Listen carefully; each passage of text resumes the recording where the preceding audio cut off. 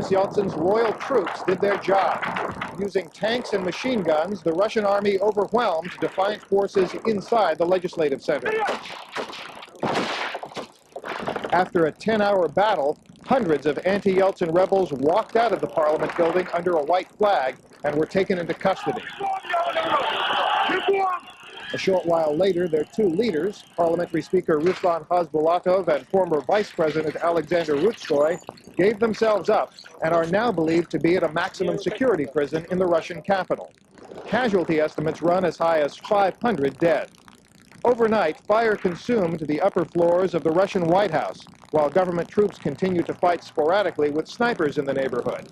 But by mid-morning, the flames had died down, permitting firefighters to put out the few remaining embers. Troops and armored vehicles are still patrolling the area.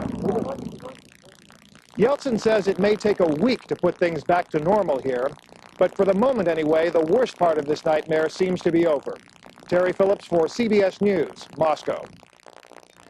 Russian security patrols were busy for a second night of curfew in Moscow. Beginning at 11 p.m., police stopped and searched vehicles and detained anyone who was out on the street without official permission.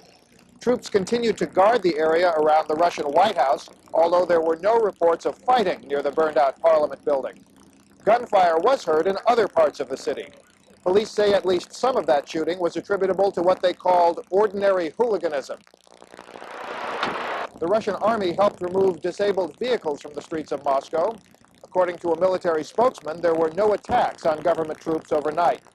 The special forces which led the assault against the opposition stronghold have begun to withdraw from the city center.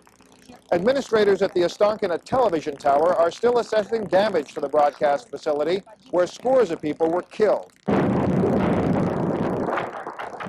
President Yeltsin's office has announced that the half-destroyed White House would be repaired and used again by the Russian government. Such work is expected to take at least 6 months. Yeltsin has also canceled press censorship in Russia. His office said Yeltsin never explicitly ordered censorship and did not intend to restrict press freedom. Terry Phillips for CBS News, Moscow.